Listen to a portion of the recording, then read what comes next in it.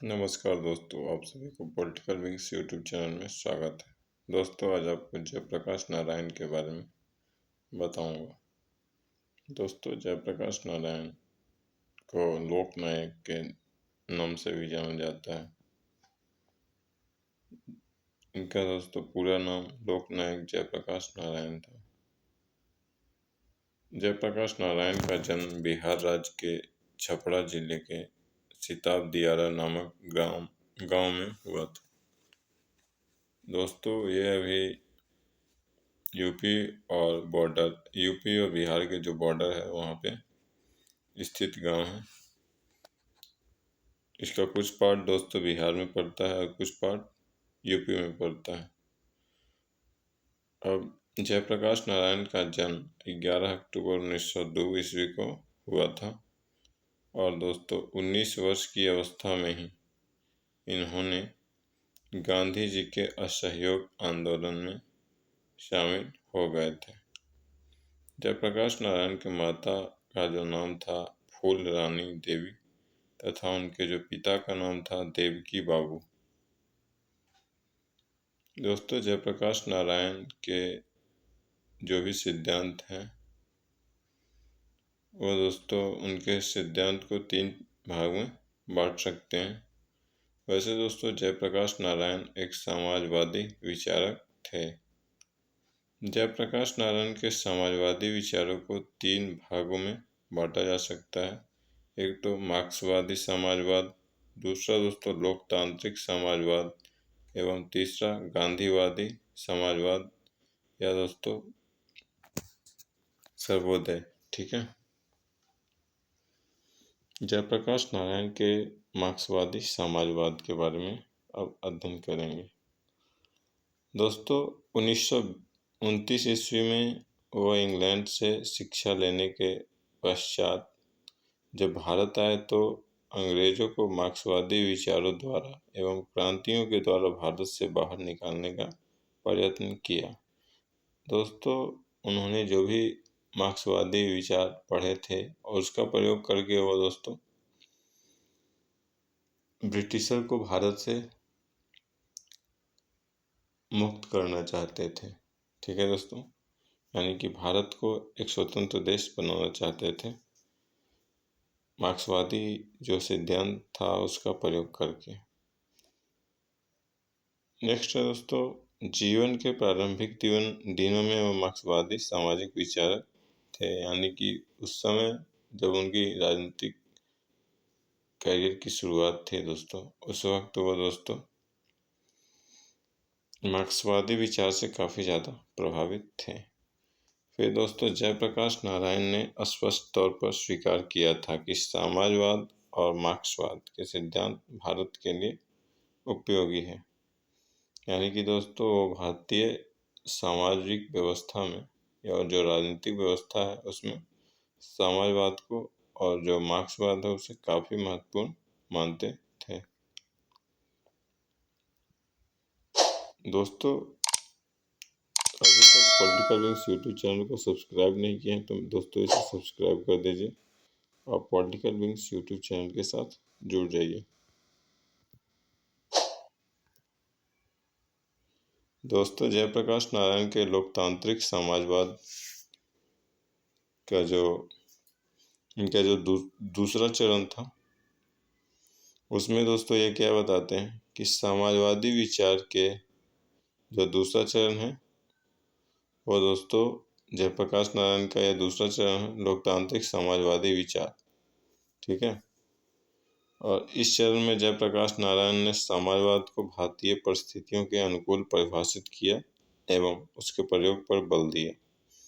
और दोस्तों ये जो इनमें परिवर्तन आया, मार्क्सवादी से लोकतांत्रिक समाजवाद की तरफ अग्रसर हो रहे हैं, ये दोस्तों इनके जो गांधीवादी विचार के प्रभाव के कारण ऐसा शुरू होता है दोस्तों उनके ऊपर। नेक्स्ट है दोस्तों, समाजवाद का वास्तविक अर्थ सामाजिक राज्य व आर्थिक स्वतंत्रता है।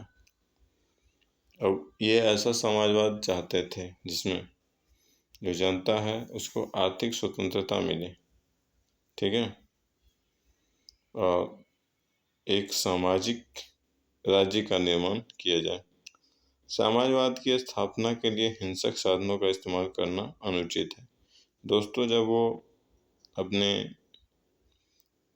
प्रारंभिक दौर में थे तो दोस्तों हिंसक व्यवस्था के समर्थक थे, लेकिन दोस्तों गांधीवादी विचारों के प्रभाव में आने के कारण दोस्तों ये हिंसक साधनों को इस्तेमाल करना अनुचित समझने लगे थे। ठीक है दोस्तों, ये दोस्तों दूसरा चरण है इनका राजनीतिक सिद्धांत का। अब दोस्तों जो थर्ड चरण है गांधी जी के साथ गांधीवादी समाजवाद या सर्वोदय की भावना। सर्वोदय में दोस्तों ये होता है कि सबका उदय, यानी कि जो हाशिए पे खड़ा व्यक्ति है उसका भी उत्थान के बारे में बात किया जाता है, वही सर्वोदय है। अब गांधीवादी समाजवाद जो कि इनका तीसरा है दोस्तों, इसमें क्या होता है, जयप्रकाश नारायण ने सामाजिक विचार के जो तीसरे चरण में इसका प्रयोग किया। ठीक है, पहले दोस्तों मार्क्सवादी थे, फिर दोस्तों ये उससे बदलकर दोस्तों लोकतंत्रात्मक जो दोस्तों अभी लोकतंत्रात्मक समाजवाद के समर्थक बन गए थे। फिर दोस्तों यहाँ पे थर्ड जो होता है इनका, वहाँ से चेंजिंग होता है लोकतंत्रात्मक व्यवस्था से समाजवाद से दोस्तों गांधीवादी समाजवाद पे। अब इसमें दोस्तों जो गांधीवादी विचार है वो उनसे काफ़ी ज़्यादा प्रभावित हो जाते हैं दोस्तों जयप्रकाश नारायण। यह उनके जो मार्क्सवादी से गांधीवादी बनने की प्रक्रिया का परिणाम था। मार्क्सवादी जो विचार था उससे गांधीवादी जो विचार है उसमें परिवर्तन का ये कारण बना था। ठीक है, नेक्स्ट दोस्तों जयप्रकाश नारायण की सर्वोदय की अवधारणा 4 बिंदुओं पर केंद्रित थी। ये दोस्तों है साधनों की पवित्रता, यानी कि जो भी साधन प्रयुक्त कर रहे हैं वो एक अच्छा साधन हो, पवित्र हो, उसमें कोई अवगुण न हो। नेक्स्ट दोस्तों मानवीय मूल्यों की सर्वोपरिता, यानी कि जो मानव का जो वास्तविक मूल्य है जैसे कि अच्छाई, सद्गुण, ये सारी भावनाएं दोस्तों को काफ़ी महत्वपूर्ण मानते थे, यानी कि उसकी सर्वोपरिता उसको ध्यान रखा जाता था। ठीक है, नेक्स्ट दोस्तों आर्थिक और सामाजिक रूपांतरण के लिए जनता की शक्ति में विश्वास। और दोस्तों जो शक्ति होता है यानी कि राज्य, ये दोस्तों आर्थिक और सामाजिक रूप से जो जनता है उसका विकास करेगा। ठीक है, और उसके लिए जनता को क्या चाहिए कि उस शक्ति में भरोसा करे कि हाँ ये जो शक्ति है वो हमें आर्थिक और सामाजिक रूप में सशक्त करेगी। ठीक है, और उसके जो सामाजिक स्तर है या आर्थिक स्तर है उसमें परिवर्तन लाएगा। और चौथा जो पॉइंट है दोस्तों विकेंद्रीकरण, वो दोस्तों विकेंद्रीकरण के समर्थक थे। और दोस्तों विकेंद्रीकरण का ये अर्थ हुआ कि यानी कि जो शक्ति है उसका बंटवारा किया जाए। ठीक है दोस्तों, शक्ति किसी एक संस्था में जाके निहित ना हो, एक शक्ति का विभाजन कर दिया जाए। तो यही दोस्तों विकेंद्रीकरण के समर्थक थे। नेक्स्ट है दोस्तों गांधीवादी समाजवाद या सर्वोदय की भावना में और क्या था। जयप्रकाश नारायण के अनुसार सर्वोदय समाज की नई व्यवस्था के निर्माण के लिए मूल्यता, प्रेम, अहिंसा और करुणा की शक्ति पे विश्वास करता था। यानी कि दोस्तों इसमें प्रेम, एक दूसरे से प्रेम हो, फिर अहिंसा यानी कि कोई भी हिंसा की जगह नहीं होती थी इसमें, और दोस्तों करुणा, एक दूसरे के प्रति करुणा और सद्भावना की, और दोस्तों एक विश्वास जो है ना उस प्रकार की शक्ति का प्रयोग किया जाता था इसमें। जयप्रकाश नारायण ने लोक शक्ति को अहिंसा, प्रेम और करुणा की शक्ति के रूप में संगठित किया। और दोस्तों इन्होंने लोक शक्ति के बारे में वर्णन किया है। और लोक शक्ति से इनका अभिप्राय क्या था कि ऐसी शक्ति जिसमें अहिंसा भी हो, फिर प्रेम हो और करुणा की शक्ति हो। इन तीनों चीज़ को मिला के दोस्तों उन्होंने एक नया टर्म बनाया, उसका नाम दिया दोस्तों उन्होंने लोक शक्ति, यानी कि जनता की शक्ति।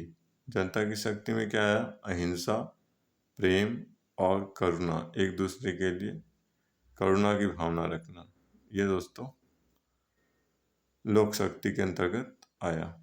अब दोस्तों सर्वोदय ही समाजवाद की व्यवस्था का आधार।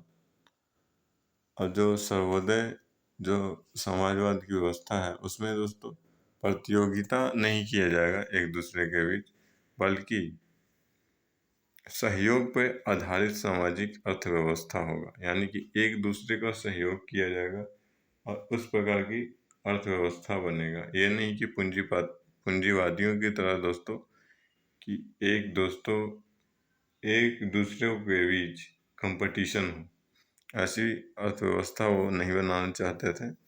वो सामाजिक अर्थव्यवस्था बनाना चाहते थे जिसमें एक दूसरे से कंपटीशन नहीं हो, एक दूसरे का सहयोग करे और देश का विकास करे। नेक्स्ट है दोस्तों सर्वोदय समाज की संरचना जातीय या वर्ग पर आधारित नहीं होती थी। दोस्तों सर्वोदय समाज में वो इस प्रकार की समाज की स्थापना करना चाहते थे जो ना कि जाति पे आधारित हो और ना ही कोई वर्ग विशेष पे। दोस्तों अभी देश में जो राजनीति होती है वो दोस्तों जाति और वर्ग की राजनीति काफ़ी होती है दोस्तों।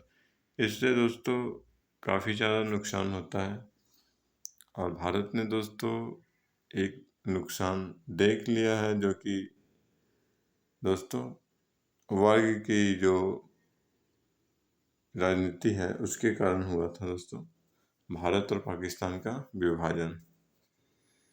दोस्तों तो ये जो इनका सिद्धांत था जयप्रकाश नारायण की कि जो सर्वोदय समाज की जो सिद्धांत है वो दोस्तों जाति और वर्ग पे आधारित नहीं होता था, ये एक दूसरे के सहयोग और करुणा और अहिंसा की भावना को फैलाता था। तो यह था दोस्तों आपको जयप्रकाश नारायण के जो एक तो जीवन का परिचय है दोस्तों, और दोस्तों उनका जो सिद्धांत रहा है उसका परिचय दोस्तों।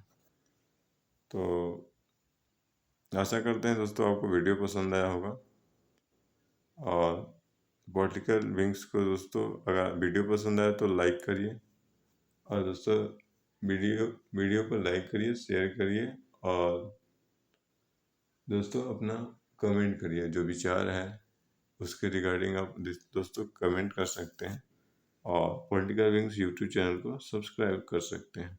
दोस्तों आपको इसके पीडीएफ के लिए दोस्तों टेलीग्राम चैनल पॉलिटिकल विंग से जुड़िए, वहाँ पे दोस्तों इसका पीडीएफ प्राप्त हो जाएगा।